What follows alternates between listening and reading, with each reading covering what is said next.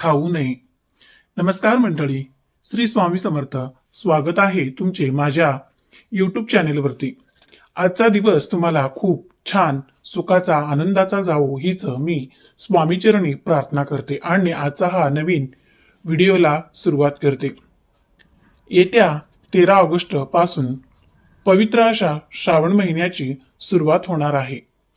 श्रावण हा संपूर्ण महिना भगवान शंकराच्या उपासनेचा महिना मानला जातो। त्यामुळे जे लोक श्रावण महिन्यात भक्तिभावाने पाहतात ते या महिन्याच्या प्रत्येक सोमवारी शंकराची आराधना करून उपवास करतात। श्रावण महिन्यात येणाऱ्या 4 किंवा 5 सोमवारी शंकराची यथायोग्य पूजा करून दिवसभर शक्य असेल तर उपवास केला जातो। या दिवशी भक्तिभावाने उपवास केल्याने भगवान शंकर हे आपल्यावरती प्रसन्न होतात आणि इच्छित मनोकामना पूर्ण करतात। श्रावण हा महिना अतिशय शुभ आणि महत्वाचा मानला जातो। या श्रावण महिन्यामध्ये माता पार्वतीने कठोर तपश्चर्य व्रत करून याच महिन्यामध्ये भगवान शंकरांना प्रसन्न करून घेतले होते आणि म्हणून श्रावण महिन्यामध्ये प्रत्येक सोमवारी जर स्त्रियांनी व्रतवैकल्य केले तर त्यांना अखंड सौभाग्यवती प्राप्त होते।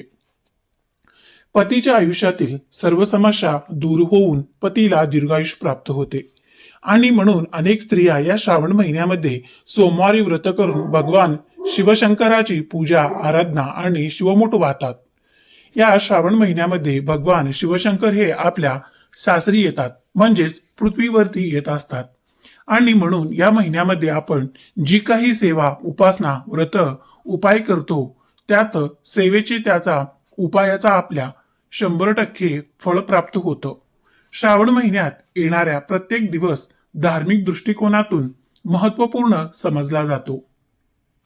या संपूर्ण श्रावण महिन्यात भगवान शंकराची उपासना करण्याचे विशेष महत्व आहे आणि सगळ्यात महत्वाची गोष्ट म्हणजे या काळात सर्व शिवभक्त आपल्या आहारातील काही विशिष्ट पदार्थांचा त्याग करतात। आता हा त्या केवळ धार्मिक कारणामुळेच केला जातो, कारण श्रावण महिन्यात अनेक पदार्थ खाण्यास मनाई आहे।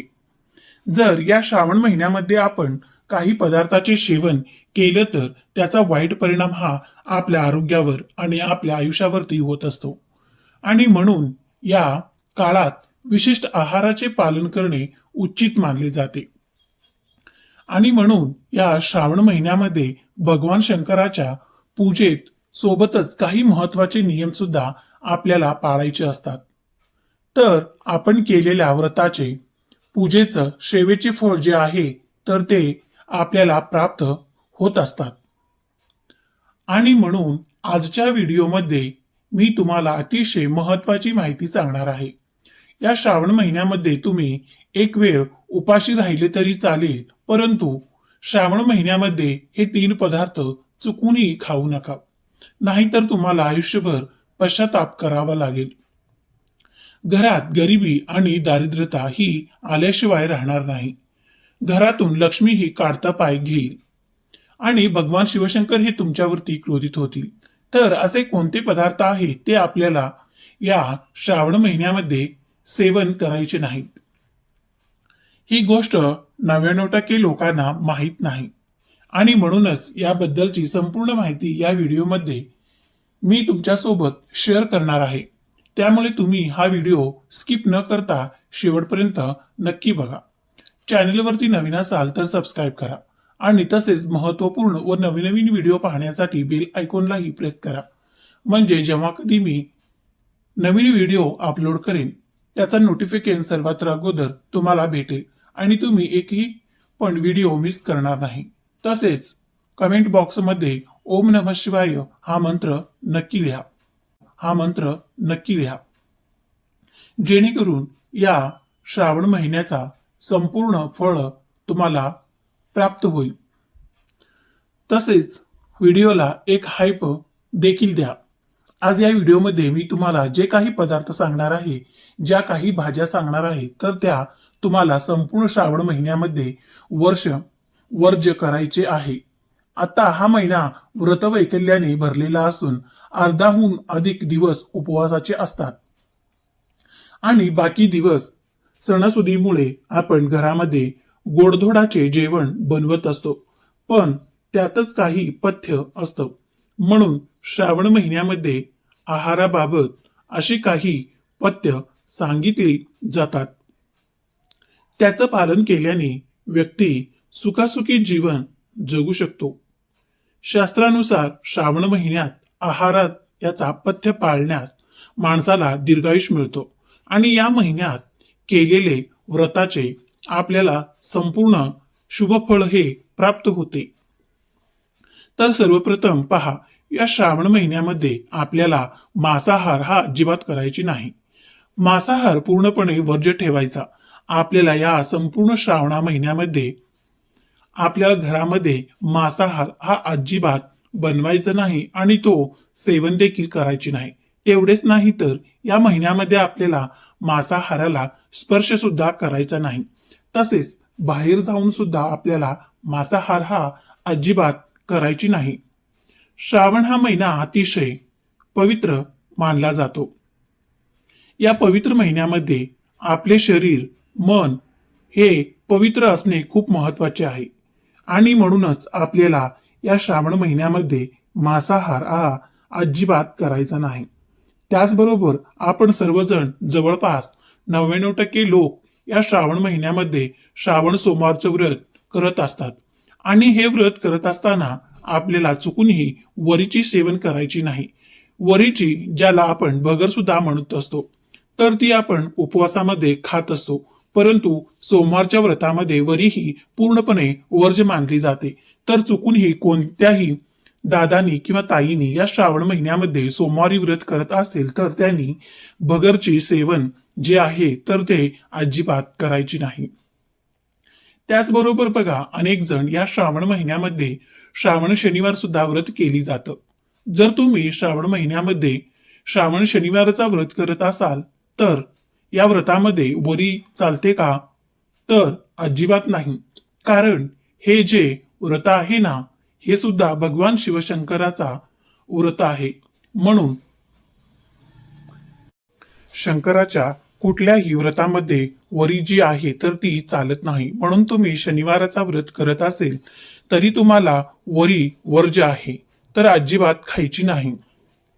त्याचबरोबर व्रत म्हटलं की व्रतामध्ये अनेक प्रकारची फळं सुद्धा खाल्ली जातात.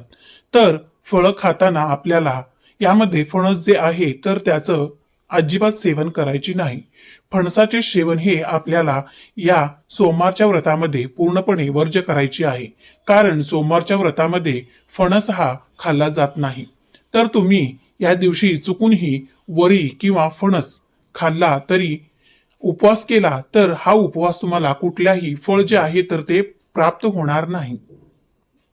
म्हणून जे लोक श्रावण सोमवार व्रत करतात त्यांनी हे 2 पदार्थ उपवासामध्ये आवर्जून कटाक्षाने टाळायचे आहे.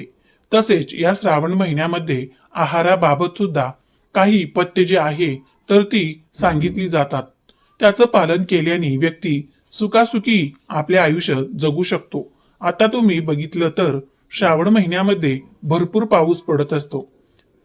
त्यामुळे आपली भूक जी आहे तर ती अधिक वाढत असते, परंतु आपली पचनक्रिया ही मंदावलेली असते आणि अशा काळात तळलेली पदार्थ पचायला खूप जड जातात आणि या काळात आपली झोपही पूर्ण होत नाही.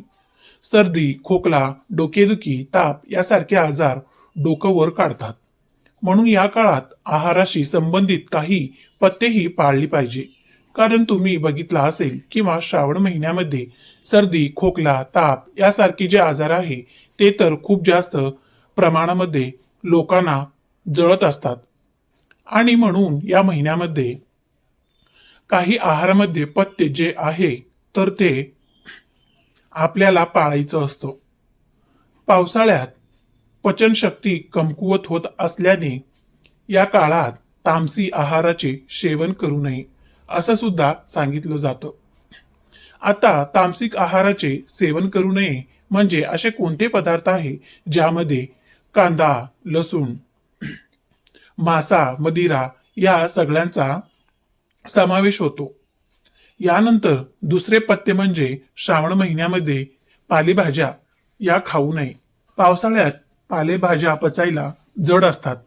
या काळात पालेभाज्यावरती अनेक सूक्ष्मजीव आढळतात. आता ते आपल्या डोळ्यांनी आपल्याला दिसत नाही. या भाज्या कधीही धुवून घेतल्या तरी ते जात नाही. म्हणून श्रावणात पालेभाज्या आवर्जून टाळावेत.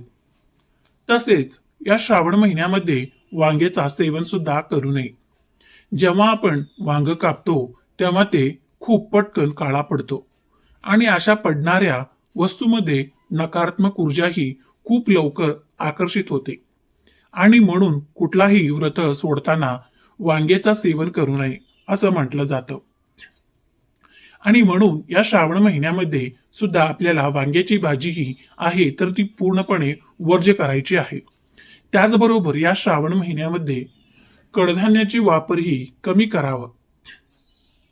कडधान्य पौष्टिक असला तरी पचायला खूप जास्त जड असतात आणि म्हणून श्रावणात कडधान्याचे सेवन जे आहे तर ती कमी करावं. तर आता या श्रावण महिन्यामध्ये कोणते पदार्थ खावे असा प्रश्न सुद्धा पडला असेल तर पहा, या श्रावण महिन्यात फळांचा फलाहार करावा. ही फळ शरीराला आवश्यक असलेल्या पोषक तत्वाची गरज भागवते. याशिवाय तुम्ही गहू, तांदूळ, ज्वारी, फळभाज्या, गोड पदार्थ, दही, दूध, तूप, ताक याचा आहारामध्ये समावेश करू शकता. यामुळे आपल्याला शरीराला कुठलाही त्रास होणार नाही. या पदार्थामुळे आपलं पोटही बिघडत नाही आणि आपली तब्येतही जी आहे तर ती सुद्धा चांगली निरोगी राहते. त्याचबरोबर अनेक ठिकाणी सोमवारच्या दिवशी आपण भगवान महादेवांचे व्रत करत असतो, म्हणजे सोमवारचा व्रत करत असतो. आणि या दिवशी जेव्हा आपण व्रत करतो तेव्हा व्रत करत असताना या व्रतामध्ये दूध आणि दुधापासून बनवलेली कोणतेही पदार्थ जे आहे तर ते सुद्धा सेवन केले जात नाही. या दिवशी आपण दूध हे भगवान शिवशंकरांना अर्पण करत असतो आणि म्हणून दूध किंवा दुधाचे पदार्थ जे आहे तर ते या दिवशी सेवन केले जात नाही. जर शक्य असेल तर ही गोष्ट सुद्धा तुम्ही आवर्जून पाळा. तर ही अत्यंत महत्वाची माहिती मला तुमच्यापर्यंत शेअर करायची होती.